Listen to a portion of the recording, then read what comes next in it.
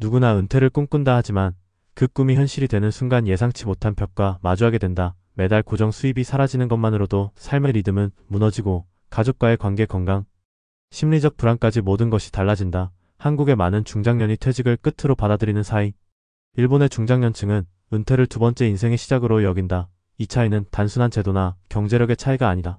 준비의 깊이와 전략의 차이에서 비롯된 것이다. 일본 중장년의 은퇴 플랜이 놀랍다고 말해지는 이유는 퇴직 이후에도 무너지지 않는 삶의 구조를 만들어두기 때문이다. 단순히 돈을 모아두는 수준을 넘어서 새로운 사회적 역할과 경제활동의 기반까지 치밀하게 설계해 놓는다. 여기엔 퇴직 후의 막연한 불안을 최소화하는 일본 특유의 철저한 생존 전략이 숨겨져 있다.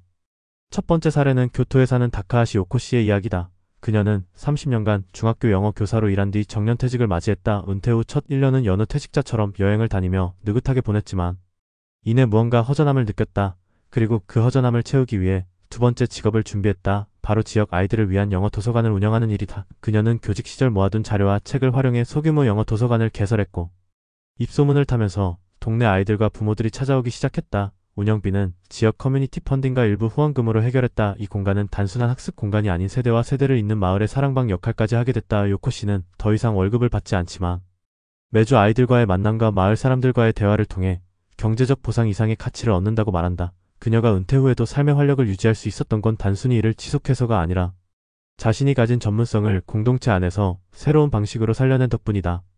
두 번째 사례는 나고야에 사는 스기야마 토시오 씨의 경우다. 그는 한 기업의 생산관리 부서에서 35년간 근무하고 정년퇴직했다. 퇴직 직후 그는 퇴직금과 국민연금으로 기본 생활은 가능했지만 이대로 소극적으로 살 수 없다는 위기감을 느꼈다. 그래서 선택한 것이 바로 노동시장 재진입이었다. 하지만 단순히 아르바이트나 임시직이 아닌 자신의 경험을 살린 프로젝트 컨설턴트라는 방식이었다. 그는 지역 중소기업과 프리랜서 계약을 맺고 생산성 향상 컨설팅을 제공했다. 기업 입장에서도 비용 부담이 적고 실무 경험 많은 인재를 활용할 수 있어 반응은 긍정적이었다. 토시오 씨는 이 일을 통해 연 23개의 프로젝트만 수주해도 생활의 여유가 생겼고 무엇보다 자기 역할을 계속 유지할 수 있다는 점에서 만족도가 높았다. 그는 스스로를 유지 가능한 현역이라고 부르며 은퇴를 했지만 일에서 완전히 빠져나오지 않고 적당한 거리를 유지하며 사는 방식을 선택했다. 중요한 점은 그가 은퇴 이전부터 자신이 가진 역량을 파악하고 이걸 어떻게 재활용할지 계획해왔다는 것이다. 일본의 많은 중장년이 퇴직 전에 커리어 전환 컨설팅을 받거나 자격증을 취득하는 것도 이런 흐름 속에서 이해할 수 있다. 세 번째 사례는 도쿄 근교의 지바현에 사는 부부 다나카 히로시와 에미코 씨의 이야기다. 이들은 퇴직을 계기로 시골 주택으로 이주했다. 과거 같으면 은퇴 후 귀촌은 단절과 외로움의 상징처럼 여겨졌지만 이 부부는 다르게 접근했다. 도시 생활에서 쌓은 네트워크를 바탕으로 온라인 장터를 개설했고 직접 만든 수공 예품과 지역 특산물을 판매했다. 초기에는 월 수익이 거의 없었지만 SNS와 블로그를 통해 꾸준히 홍보하면서 어느 순간 주문이 몰리기 시작했다. 무엇보다 이들이 강조한 건 수익보다 지속 가능성이었다. 도시에서의 소비 중심적 삶을 벗어나 자급자족에 가까운 생활 방식을 택했고 이 방식이 외려 삶의 균형을 가져다줬다는 것이다. 단순히 귀촌한 게 아니라 귀촌 이후의 경제 기반을 새롭게 설계했다는 점에서 이들의 은퇴 플랜은 특별하다. 또 하나 주목할 점은 부부가 함께 이 계획을 준비했다는 것이다. 일본에서는 퇴직을 앞둔 부부가 함께 재무 상담을 받고 공동 목표를 세우는 문화가 비교적 잘 정착되어 있는데 이는 은퇴 후 삶의 리스크를 나누고 공동의 대응력을 높이는 효과가 있다. 이처럼 일본 중장년의 은퇴 전략은 단순히 돈을 모으는 것이 아니라 삶의 구조를 다시 짜는 일에 가깝다. 그 구조에는 전문성과 공동체의 연결, 새로운 노동 형태와 삶의 방식이 자연스럽게 얽혀 있다. 일본 정부가 제공하는 다양한 재교육 프로그램, 커뮤니티 펀딩 시스템, 그리고 은퇴자 맞춤형 금융 상품들도 이 전략을 뒷받침하는 중요한 요소지만 무엇보다도 핵심은 나이 들어서도 계속 살아갈 준비를 삶의 전반에서 일찍 시작한다는 점이다. 은퇴란 멈춤이 아니라 새로운 시작이라는 인식 전환이 이 모든 전략의 밑바탕에 자리 잡고 있다.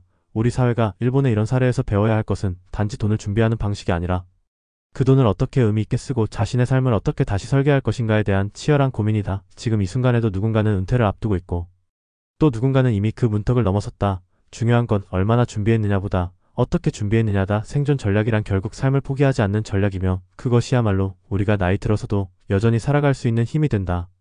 한국에서도 이제는 일본 중장년들의 은퇴 전략을 단순한 부러움으로만 볼 시기가 아니다. 이제는 진지하게 그들의 방식에서 현실적인 힌트를 얻어야 할 때다. 많은 사람들이 은퇴는 나중 문제라고 말하지만 생각보다 그 나중은 너무 빨리 다가온다. 중요한 건 막연한 대비가 아니라 실행 가능한 설계다. 그 설계가 바로 일본식 은퇴 플랜의 핵심이고 그것은 곧 생존 전략과 연결된다.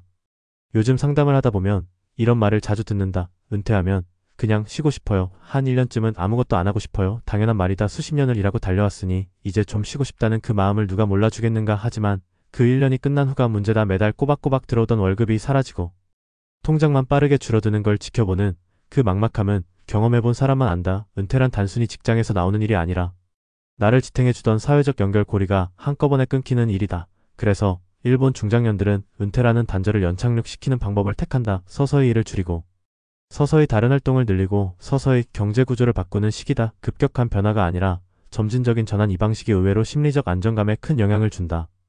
또 하나 중요한 점은 자기 자신을 자산으로 여기는 태도다. 일본 중장년은 퇴직을 하더라도 자신이 가진 경험과 역량을 어떻게든 쓰려 한다. 무리해서 대기업에 재취업하겠다는 게 아니다. 본인의 커리어를 분해해서 어떤 식으로 사회에 제공할 수 있을지 생각하고 준비한다. 예를 들어 교사였던 사람은 교육 컨텐츠를 만들고, 회사원이었던 사람은 소규모 기업의 멘토로 활동하고, 정비공이었던 사람은 지역센터에서 기술 강사로 일한다. 그들의 기준엔 돈도 중요하지만 자기가 세상에 여전히 쓰이는 존재라는 감각이 훨씬 중요하다. 결국 이건 자존감 문제다. 이 감각이 있느냐 없느냐에 따라 은퇴 후 삶의 질은 극단적으로 달라진다. 한국의 경우 은퇴는 곧 경제적 종료라는 인식이 너무 강하다. 그래서 퇴직과 동시에 자신을 퇴물이라고 생각해버리는 경우가 많다. 아직 체력도 있고 경력도 있는데도 불구하고 그냥 집에만 머물고 외출도 줄어들고 사람도 안 만나게 된다. 그렇게 되면 우울증 위험이 급격히 높아진다. 반면 일본은 이래서 물러나도 사회에서 물러나지 않는 방법을 찾는다. 그래서 은퇴 후에도 지역 모임이나 동아리 활동, 사회봉사 같은 방식으로 사람들과의 관계를 지속시킨다.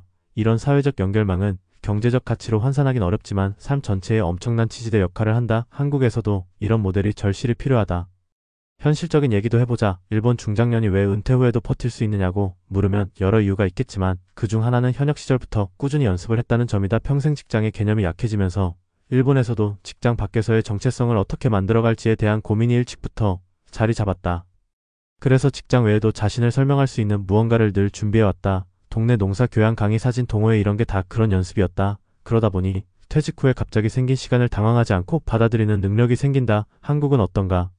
퇴근 후 시간은 대부분 소비 중심의 여가 활동으로 채워진다. 몸은 쉬지만 의미 있는 활동은 쌓이지 않는다. 결국 은퇴 후 시간이 무의미하게 느껴지고 스스로를 쓸모없다고 여기게 된다. 지금이라도 바꿔야 한다. 일과 별개로 나를 표현할 수 있는 활동을 하나쯤은 가져야 한다. 그게 은퇴 후 생존을 가능하게 만든다. 또 하나 짚고 넘어갈 부분은 부부 은퇴 전략이다. 일본 중장년 가정에서는 은퇴를 앞두고 부부가 함께 재무 상담을 받는 경우가 많다. 단순히 돈을 얼마나 모았는지가 아니라 앞으로의 지출 구조를 재설계하는 과정이다. 그리고 각자가 원하는 삶의 방식을 공유하고 조율한다. 당신은 귀촌을 원하고 나는 도시 생활을 원한다면 어디서 어떻게 절충할 수 있을지 대화한다. 은퇴는 혼자 하는 게 아니다. 가족의 일이다. 그런데 우리는 아직도 퇴직하면 가장 혼자 모든 걸 해결하려 든다. 혼자 버티고 혼자 고민하고 그러다 체력도 멘탈도 무너진다. 부부가 함께 설계해야 은퇴 후 삶이 안정된다. 일본 부부들이 퇴직 이후에 공동 프로젝트를 기획하고 실행하는 사례가 많은 것도 그런 이유다. 지금 한국 사회에서 필요한 건 바로 이 점진적이고 전략적인 은퇴 설계다. 지금 가진 돈이 많든 적든 중요한 건 그 돈을 어떻게 구조화할 것이냐는 거다. 그리고 지금 내가 어떤 경력을 가졌든 중요한 건 그걸 어떻게 재배치할 수 있느냐다. 퇴직이 끝이 아니라 전환이라는 인식이 들어설 때 비로소 진짜 은퇴 준비가 시작된다. 일본의 사례는 그걸 보여주는 거다. 돈도 시간도 체력도 완벽할 수는 없다. 다만 불안정한 조건 속에서도 자기 삶을 주도하는 방식은 충분히 만들 수 있다. 결국 은퇴 플랜이란 생존 플랜이다. 단순히 오래 사는 게 아니라 의미 있게 사는 법을 묻는 질문이다. 그리고 그 질문에 대한 일본 중장년의 답변은 명확하다. 지금 가진 것을 꺼내라. 그리고 그것을 다시 세상과 연결해라. 그 연결이 유지되는 한 은퇴는 결코 끝이 아니다. 오히려 더 단단한 삶의 시작이 될 수 있다. 그런 점에서 우리에게 필요한 건 거창한 은퇴 준비가 아니라 작은 전환의 습관이다. 내가 가진 걸 재정의하고 그것을 세상에 다시 던지는 용기. 그게 은퇴 이후의 삶을 결정짓는다. 지금부터라도 충분히 시작할 수 있다. 늦지 않았다. 당신의 은퇴가 놀랍고도 단단한 생존 전략으로 완성되기를 바란다.